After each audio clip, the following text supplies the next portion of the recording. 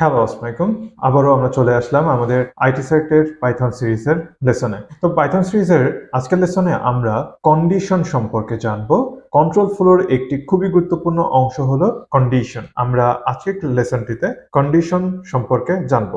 এখন আমি যেটা আবারও বলেছিলাম যে কন্ডিশন কন্ট্রোল ফ্লো টার্মের একটি অংশ, এবং আমরা প্রিভিয়াস ক্লাসগুলোতে যে ভ্যারিয়েবল সম্পর্কে জেনেছিলাম, ডাটা টাইপ সম্পর্কে জেনেছিলাম এবং অপারেটরগুলো সম্পর্কে জেনেছিলাম, সেই প্রত্যেকটা নলেজকে আমরা কাজে লাগিয়ে আমরা আজকের লেসনে কন্ডিশন সম্পর্কে খুব ক্লিয়ার একটা ধারণা পেয়ে যেতে পারি। কিরকম ভাবে এখন আমরা সেই পর্যায়ে আসি। কন্ডিশন কি হয়? হয় একটা, নয় এটা, এরকম একটি বিষয়। ঠিক সেরকম ভাবেই প্রোগ্রামিং ল্যাঙ্গুয়েজে পাইথনে যে টার্মটা ইন্টিগ্রেট করা হয়েছে সেটা হলো যে একটা কিওয়ার্ড, পাইথনের ইফ নামে একটা ওয়ার্ড রয়েছে, কিওয়ার্ড রয়েছে। এটা দিয়ে আমরা কন্ডিশন লেখা শুরু করি। আমরা কন্ডিশন লেখা শুরু করি ইফ কিওয়ার্ডটা দিয়ে, যে যদি এটা হয়। যদি আমরা বাংলা ভাষায় এটাকে খুব পুঙ্খানুপুঙ্খভাবে বিশ্লেষণ করি তাহলে এরকম ভাবে আমরা বলি যদি এটা হয়। তাহলে আমরা ইফ বলেছি, ইফ মানে যদি, এবং এরপরে আমাদেরকে কি করতে হবে? এরপরে আমাকে কন্ডিশনটা বলতে হবে যে কন্ডিশনটা কি হবে। তার আগে চলো আবারও আমরা দুইটা নাম্বার নিয়ে নিই, যেমন আমরা অপারেটর ক্লাসে দেখেছিলাম। সো ধরে নিতে পারি নাম্বার 1, নাম্বার 5, নাম্বার 2, নাম্বার 2 নিয়ে নিলাম আমি, লেটস সে 3। ওকে, 3।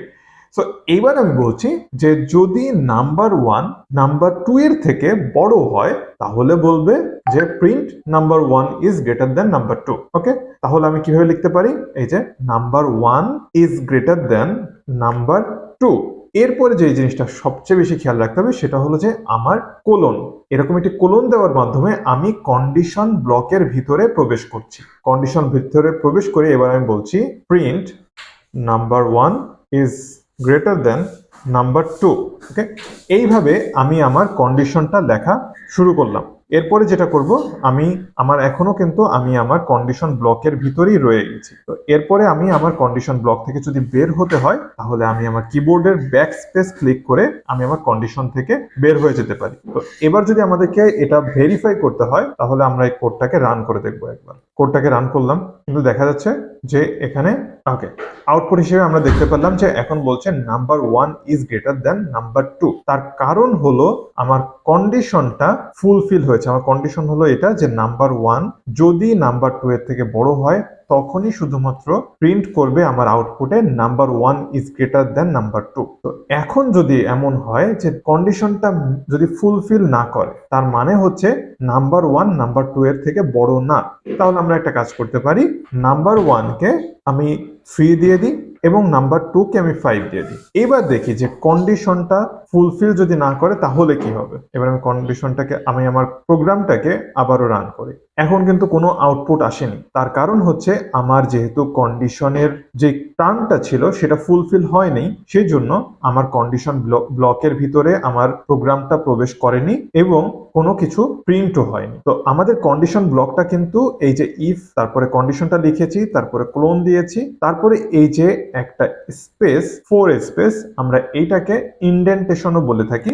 এই 4 স্পেস বা ইন্ডেন্টেশনের পরে আমরা যে প্রিন্ট স্টেটমেন্টটা লিখেছি এটা হলো যদি কন্ডিশনটা ফুলফিল হয় তখনই শুধুমাত্র এই ভিতরের কোডগুলো এক্সিকিউট করা শুরু করবে, তার আগে নয়। সো যেহেতু আমাদের কন্ডিশনটা ফুলফিল করেনি সেজন্য ভিতরের কোডটাও এক্সিকিউট হয়নি। তো এমন হতে পারে আমরা বলতে পারি যে যদি কন্ডিশনটা ফুলফিল না করে তাহলে আমরা বলতে পারি else number 1 is smaller then number 2। যে যদি নাম্বার 1 নাম্বার 2 এর থেকে বড় না হয় তাহলে বলবে number 1 is smaller then number 2। তাহলে সেক্ষেত্রে আমাদেরকে কোডটা আরেকটু মডিফাই করতে হবে। সেটা হলো যে আরেকটি কিওয়ার্ড রয়েছে ঠিক ইফ এর পরে এলস, অথবা এলস এর পরে আমার ক্লোন দিয়ে আবারও একটা ব্লক শুরু হবে এবং এখানে বলতে পারি print number 1 is smaller then number 2।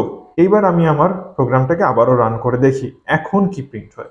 এখন কিন্তু বলছে number 1 is smaller then number 2। তার মানে সে এখন এলস এর ক্ষেত্রে এলস এর ব্লকে প্রবেশ করেছে এবং এই যে স্টেটমেন্টটা রয়েছে number 1 is smaller then number 2 eighty print করেছে। সো নাম্বার 1, কারণ নাম্বার 1 অ্যাকচুয়ালি নাম্বার 2 এর থেকে ছোট, সেজন্য সে প্রথম ইফ কন্ডিশনে প্রবেশ করেনি, সে লাস্টে যে এলস এর স্টেটমেন্টটা ছিল সেটাই সে প্রিন্ট করেছে। এইভাবে আমরা পাইথনের কন্ডিশন টার্মের সাথে মোটামুটি পরিচিত হয়ে গেল। ধন্যবাদ সবাইকে। পরবর্তী লেসনে আবারও আমরা আরেকটি টার্ম নিয়ে পরিচিত হব পাইথনের।